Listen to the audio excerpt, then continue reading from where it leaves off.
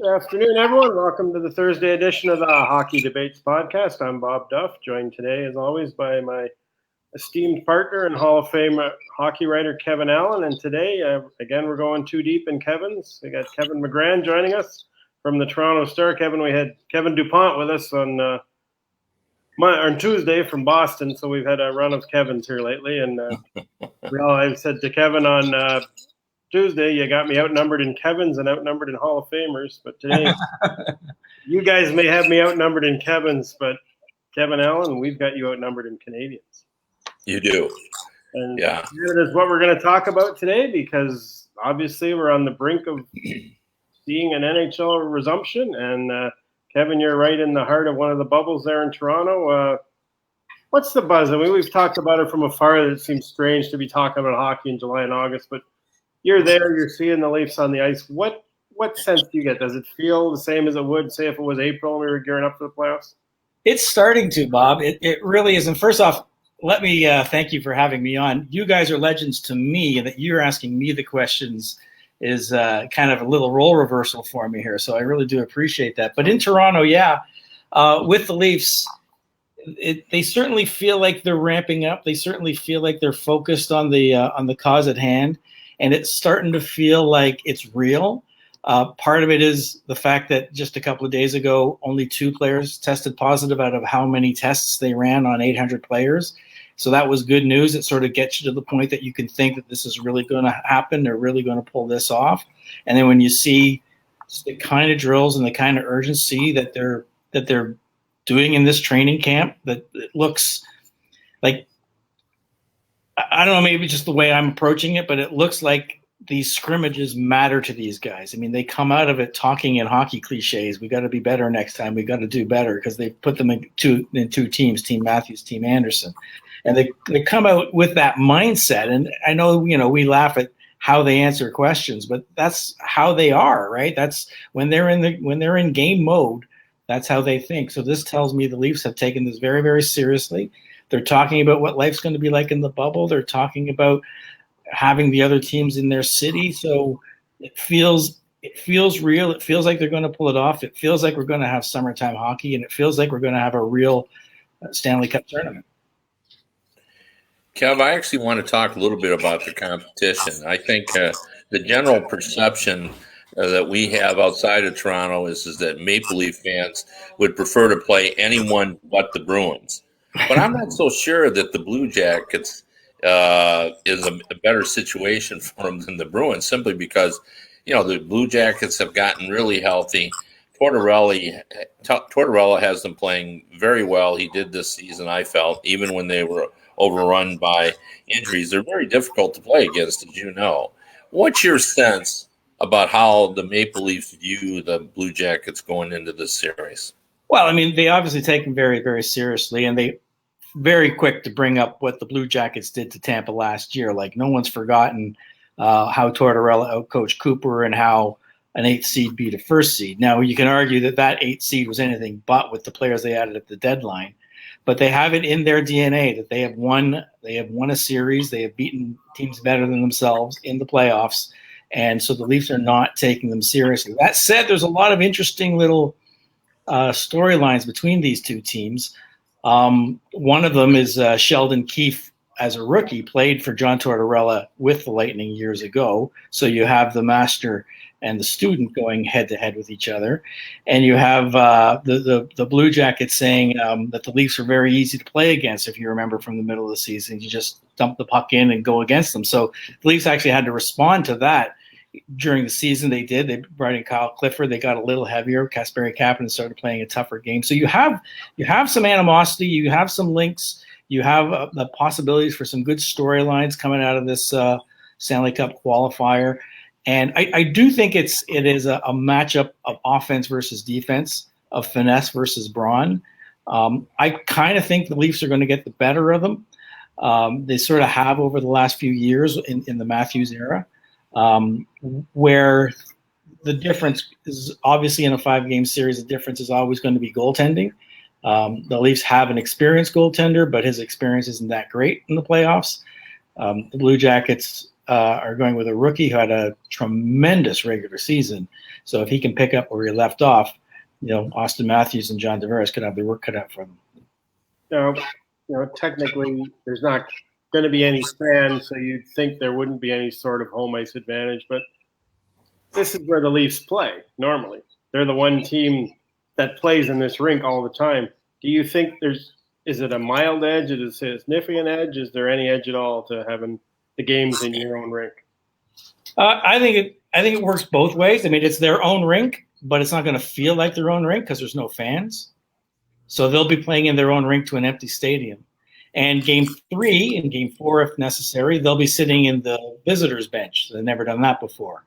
So there'll be enough strange things happening to the Leafs in their own rink that I think it nullifies whatever advantages they might have from knowing the city and knowing the hotels and knowing the area and knowing the rink. And after a couple of games, every team is going to know the rink as well. I mean, they're not that mysterious, the rinks.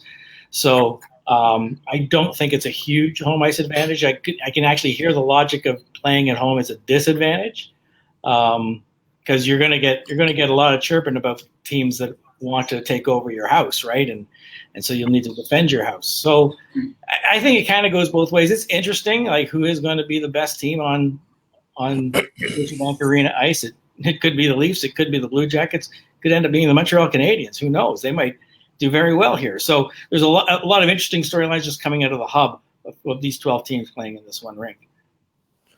Kev, speaking of interesting storylines, if you look at the around the training camps, there hasn't been a whole lot about younger players. But in Toronto, there's been a little bit of buzz about Nick Robertson, who scored 55 goals, I think, in 46 games in the junior league this season, and he's a Michigan native. Not from Northville, not far from where I live. And I think this tournament's going to be a lot about energy. Could he make the lineup, and could he provide some of that energy? Well, Sheldon Keefe said yesterday they're bringing him into the bubble, so he's that close. In the last 2 days, he has played on the third line with Alex Kerfoot and Kasperi Kapanen in what's a really, really fast forechecking third line. So I actually kind of expect that he's going to be on that team. If he doesn't play the first game, he might go in as the second. He'll be the first sub on a forward line at any rate if anybody gets injured or doesn't play. But right now he's getting a longer look-see than the incumbent on that line, Pierre Engvall, who's wearing gray and is essentially the first healthy scratch for the last 2 days. So, yeah, he brings energy. He's everything that Kyle Dubas looks for in a player, because Kyle Dubas doesn't necessarily look for size. He just looks for skill, speed, good personality, mental toughness, those sorts of things. And he brings all of that. And, the irony is if this tournament was being played at regularly scheduled April, May, and June, Nick Robertson couldn't have played. His period where repeats were going to go pretty deep in the OHL playoffs, so he wouldn't have been with them. So it's a unique opportunity for him to have this chance to play in the playoffs. I think he will. He's looked really good. He hasn't been able to score. He hasn't been able to get his shot off. He's adapting to the speed of the game. But I think they found something in him, and I think they're going to at least expose him at some point to see what he can do. No, we talk about experience all the time in the playoffs, and this is going to be a whole new experience for everybody involved. But certainly for Sheldon Keefe, it's his first chance to coach an NHL team in this battle for the Stanley Cup. And historically, the first time through hasn't gone great for coaches. They don't have a lot of coaches who win it in their first season. What sense do you get? He coached a team to a Calder Cup title, so he knows what it's like to go on that journey. Is it because it's the NHL? Is it different? Well, he's certainly going to draw on his experiences as a coach of the Marlies in the Calder Cup, and even going further back to his coach in Tier 2. He was pretty successful there in Pembroke. And, he's drawing on the fact that, the Calder Cup is best of 5 to start. He thinks that's going to work in his favor in terms of making adjustments quickly and knowing how to handle players and motivate them over a short term. But I agree with you. I think the coaching issue is going to be an issue. We're going to look at what the Leafs do, how Tortorella sort of comes back at them, and then what they do to readjust to Tortorella. I think there really could be some line matching, some head games, some, how do you complain to the refs? You don't have the crowd to get the extra home ice penalty. power play. Those sorts of things won't be there. It'll be more a level playing field, and so it'll be two coaches tactically going against each other, making adjustments on the fly, and pretty equal rosters when it comes right down to it in terms of talent level. One more scoring, one more defense. But I think Sheldon Keefe will show what he's really made of. Tortorella is going to be an interesting matchup for him. Kev, you mentioned earlier that this is kind of an offense versus defense type series, and normally, the defense. I think we tend to think they have an advantage in those type series, but one of the theories that you hear about how this summer hockey is going to be played is that at least in the opening rounds, the offense may be ahead of the defense because defense requires cohesiveness and everybody being on the same page. And, no one's been playing any hockey, so it's going to take them a while to get in sync. Do you buy that? I absolutely buy that, and I think that works to the Leafs' favor, and I'll tell you why. Number 34 himself, the scorer of has anybody ever started the last 4 seasons better than him? Like his first game ever, 4 goals. A couple of seasons later, he had 9 goals in his first 5 games. This guy starts hot. He's ready to go, and if you're not ready to keep up with him, you're going to pay the price. And I think that's what works well in the Leafs scheme of things.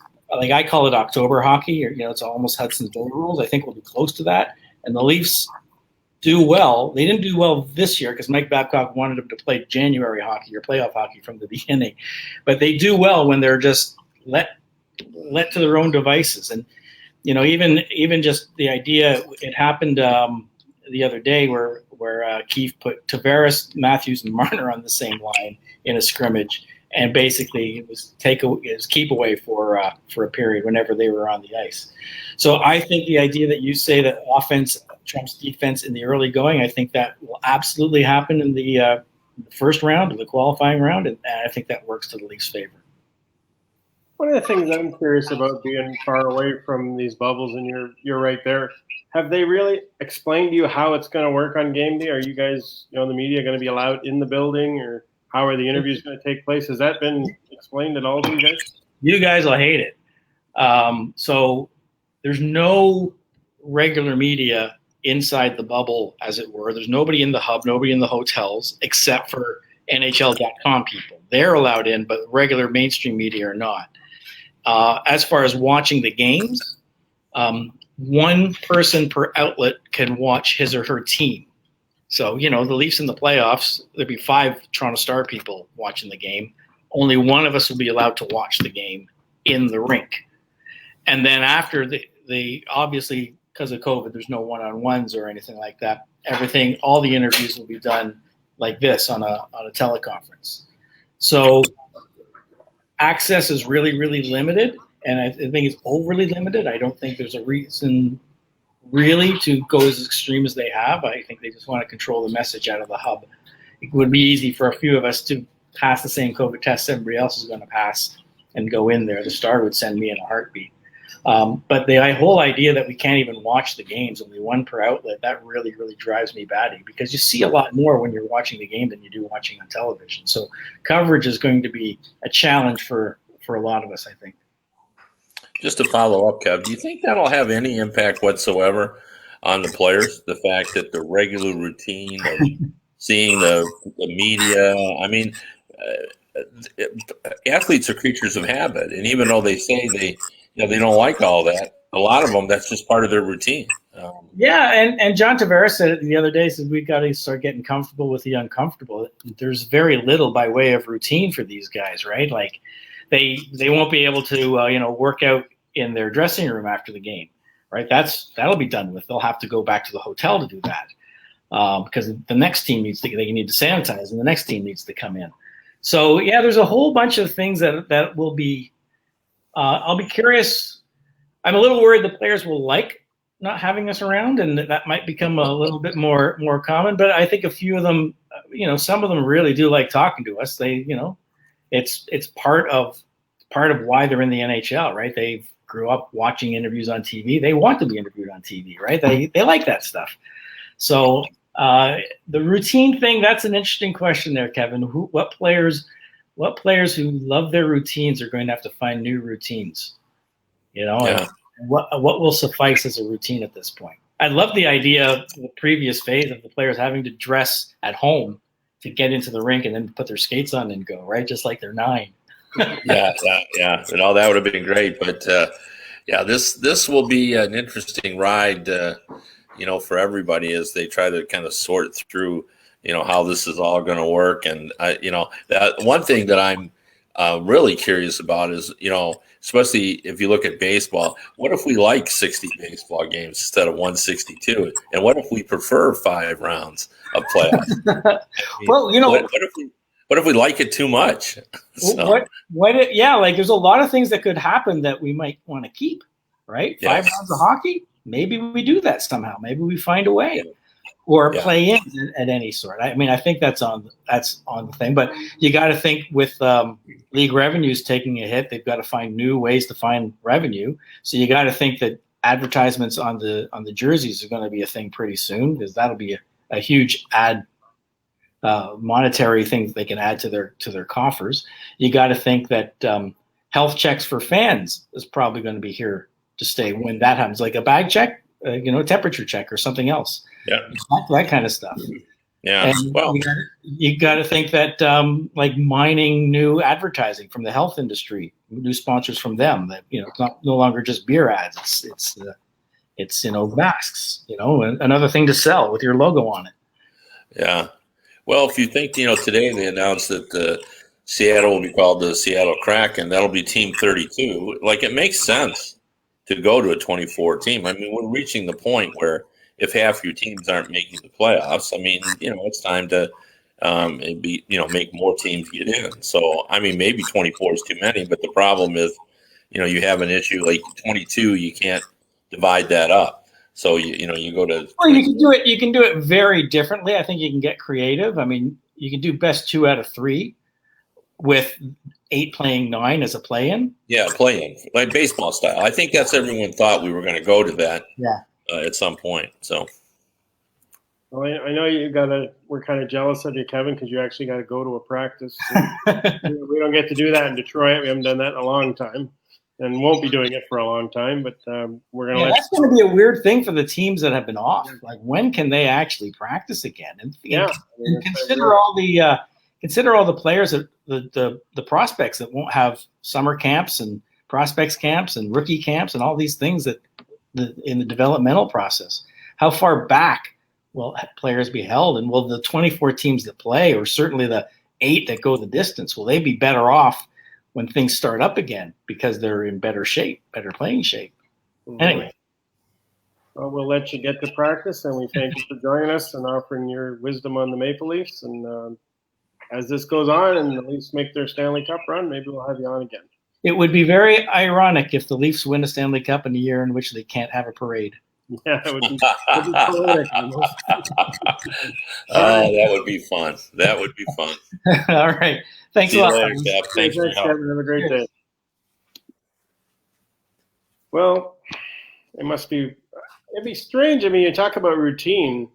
If we were covering a team that was in the playoffs, to be getting back into that routine after months of not going to the rink, and all of a sudden you're going to the rink every day. And it almost would.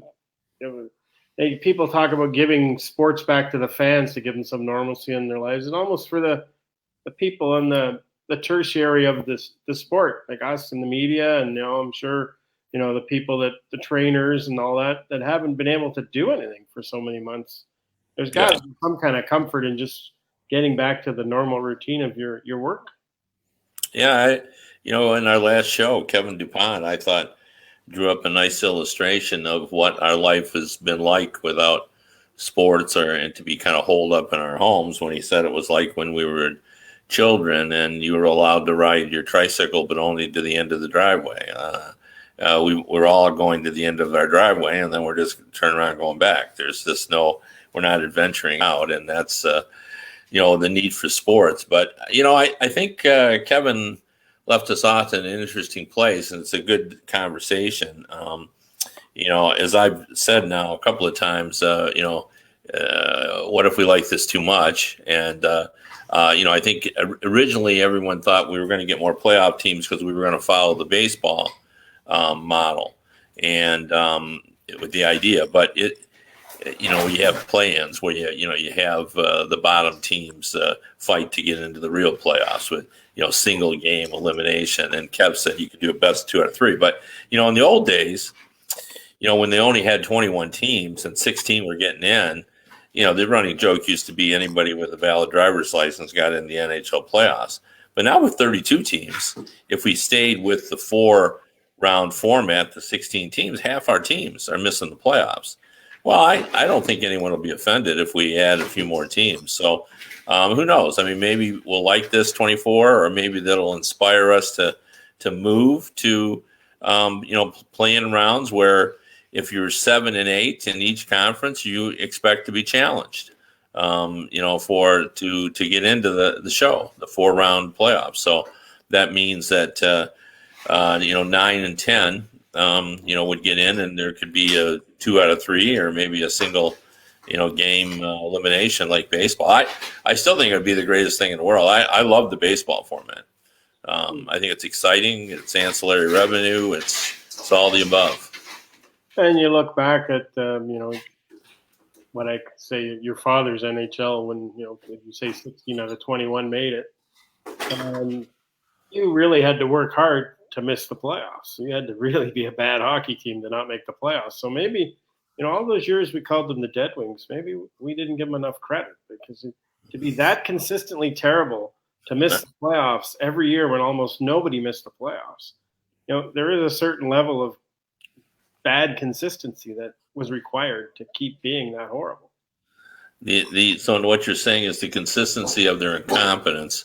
You think they would accidentally stumble into the playoffs one of them? Yeah, I think my dogs don't like something. So maybe they don't like us trashing the Red Wings.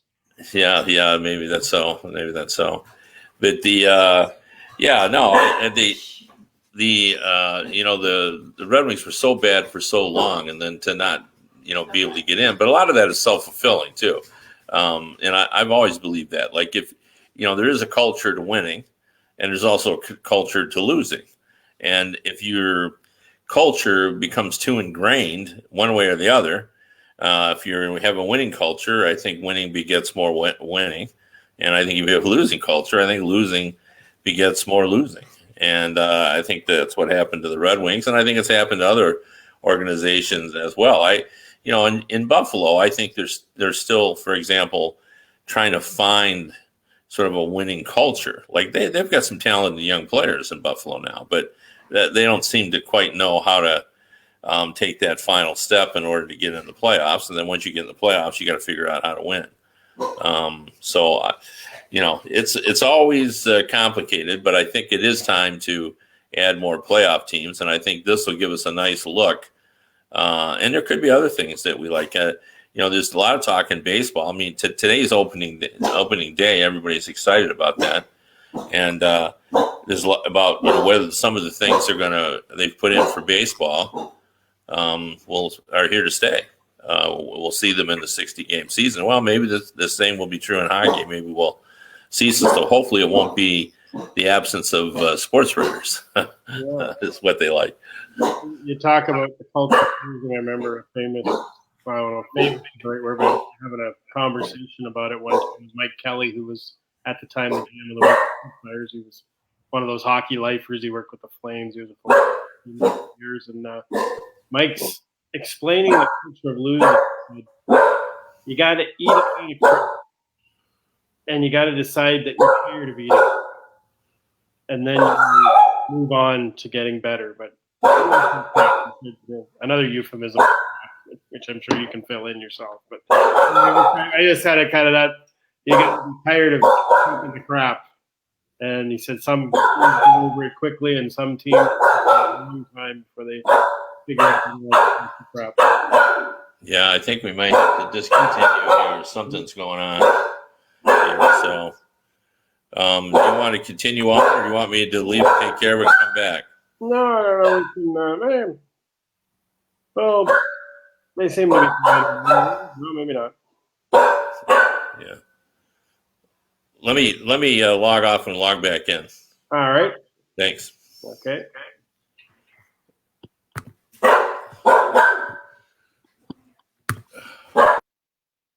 Well, there goes Kevin to solve his canine issues. We're talking about the soon-to-be return of the NHL, and I've been a doubter all along, and looks like I'm going to be wrong because they're ready to play. We're seeing baseball actually in the diamond for real today.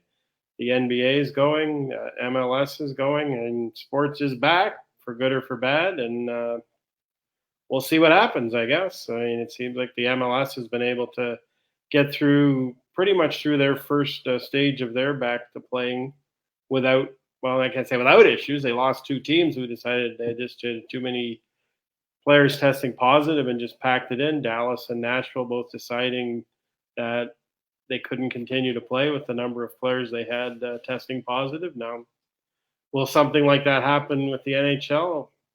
It seems like here in Canada, we've got a pretty good handle on this COVID-19, and we have taken some harsh measures. And unlike a lot of places in the US, where they've pretty much gone about business as usual and are seeing horrible results because of it, Canada seems to have it under control in a lot of areas. Now, lately, one of the areas that is having a bit of a flare up is Alberta, which is a bit concerning because that's one of the two hubs for the NHL, Edmonton. So hopefully that won't impact the Western Conference playoffs in any way.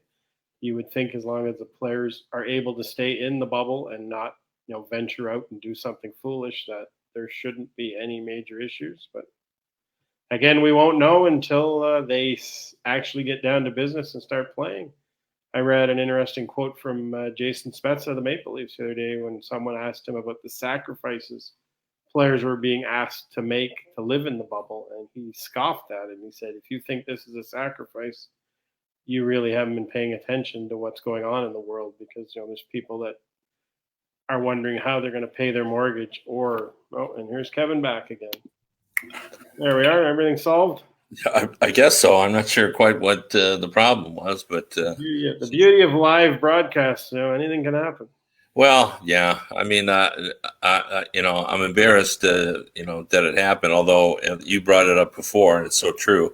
Because of this pandemic, now we've all seen the goofy things happen on network television because everybody's doing things from their houses. So it's not as bad as it would have been, 6 months ago. But I was mentioning when you were away, I was talking about a quote I saw from Jason Spezza of the Leafs. I meant to ask Kevin about this, but we ran out of time. But a journalist asked Spezza about the sacrifices players are being asked to make to live in the bubble, and he just kind of scoffed at it and said, if you think this is a sacrifice, you really haven't been paying attention to what's going on in the world, because there's a lot of people out there who don't know how they're going to feed their families or pay their mortgage. And, we're being asked to stay in a luxury hotel. Really, that's really rough. Yeah. Well, that reminds me of, you know him well, Sparky Anderson, when he was manager of the Tigers. He always said, when people would ask him about pressure, he goes, there's no pressure in baseball. Pressure is trying to feed a family of five on a salary of $32,000 a year. He said that's pressure. He said there's no pressure in baseball.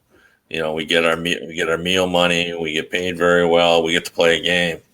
So I'm sure Spezza would agree with that. I do think that when the players are saying goodbye to their families, I think there is going to be some difficulty there, because they know they're leaving their wife behind to handle all the issues. And some of them have growing families. The older players have some of them have 2 or 3 kids, and right now a lot of tough decisions are being made about going to school and what's going to go on and how it's all going to work, and if the kids are going to go to school, and grandma's living with us, how are we going to deal with that?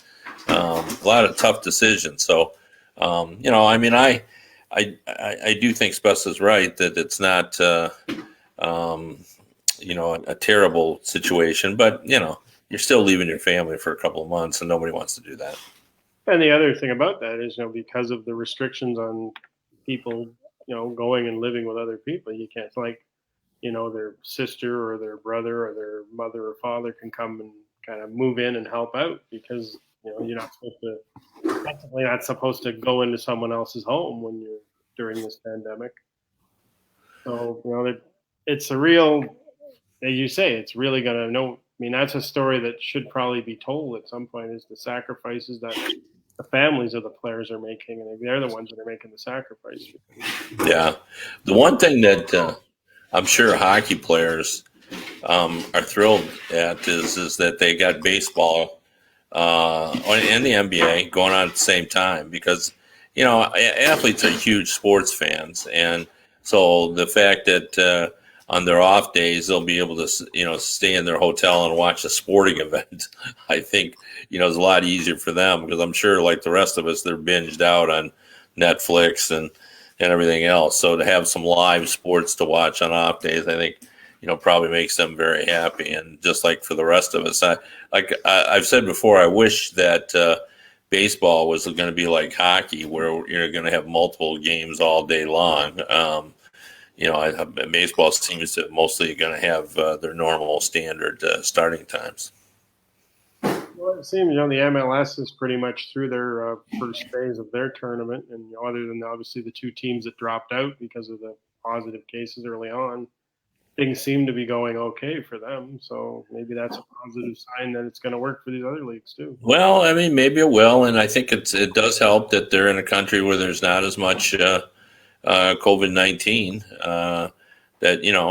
Just imagine if we were trying to do this in Florida or Texas or any of the hot spots where we're being overrun with COVID-19 in the United States. So I think it was a smart decision to put both hubs in Canada, where the virus has not, and they may get their time, but hopefully if that is going to happen, it won't be, during the tournament, because you never know where it's going to go next or how it would get there. I hope the NHL coming to Edmonton and Toronto is not the cause of the outbreak. I can't imagine though, but.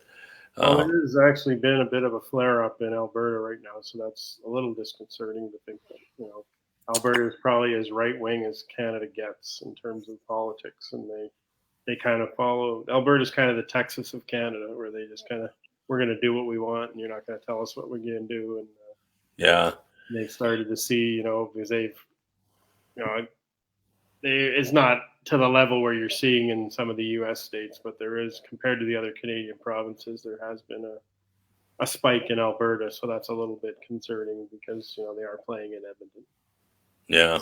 Well, yeah. I mean, I think if we get by the first two rounds, I think they'll make it, because as we lose teams, I think the chances are greater that we're going to survive this.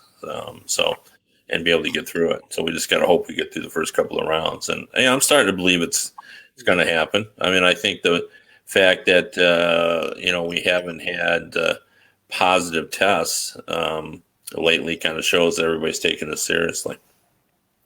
Yeah, well, speaking of serious, we are seriously out of time. We've gone over our limit, but we had to make up for the lost canine time. Anyway. Oh, yes, indeed. So. Well, you'll have to have your dogs on one week as guests so they can get there. Maybe they're just jealous they're not getting. Well, they're very, very opinionated, as you just heard. At least one of them was today. So. Well, maybe he's just excited about opening day. Yeah, could be. So. Yankees play tonight. Scherzer's on the mound for Washington. A lot going on. Yeah. All right, well, we'll be back with you on Tuesday, and we thank you for joining us. I'm Bob Duff. He's Kevin Allen, and you've been listening and watching a Hockey Debates podcast. We'll be back with you again soon.